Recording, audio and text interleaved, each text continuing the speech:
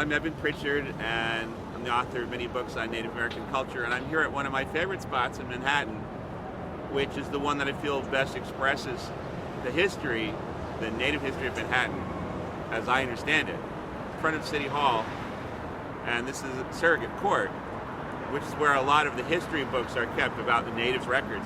And so this statue shows Peter Minuit and Wappinger's Algonquin Indian in the same setting, and in between them, keeping them apart like a boxing referee, is a statue of justice.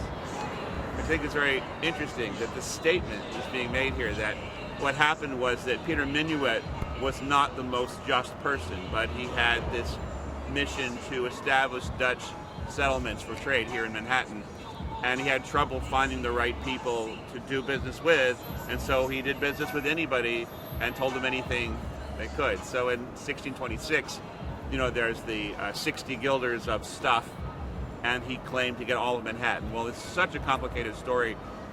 The point is there's no receipt. There's no deed for Manhattan, and even if you buy a gallon of milk, you get a receipt. Well, Peter Minuit never had a receipt, but he claimed to have Manhattan. And this spot, by the way, is very near where there was a mountain which is now missing. It's been taken away, but on top of that mountain was some of the leading people of the native Algonquins. And so it's interesting that his statue is here. But Peter Minuit in the statue, he has a beaver hat, which is expensive. He has expensive boots. He has lace. And on the other side of the equation is one of the Werepost Indians from this very spot, which was this couch pond. There was a big pond here where City Hall now is. And these people live very simply with no impact on the environment that anybody's really been able to prove. In fact, in some ways, they kind of assisted the environment.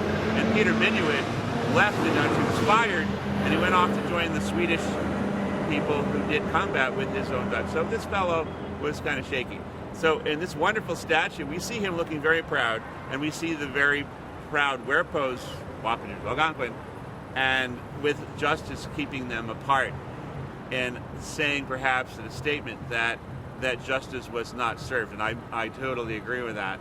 And that perhaps if justice were here, to try to make a statement like, let's just keep these people apart. Maybe telling this Werepo, don't do business with this man, Peter Minuit. And so right on the colonnade, too, the setting of this statue is interesting because over this way you have a colonnade that's an imitation of Severus, who was a Roman emperor who helped to establish the concept of the divine right of kings and the divine empires, which we call New York the Empire State.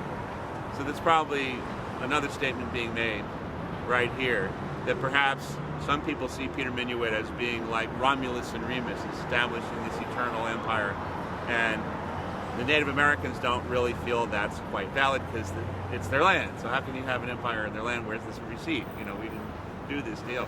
So it's very colorful and it's very interesting. I think it's accurate. I think the depiction of this Werepost is probably the most accurate I've ever seen. And when people want to sculpt Native Americans, I have them come down here. And it's just a wonderful place to be anyway.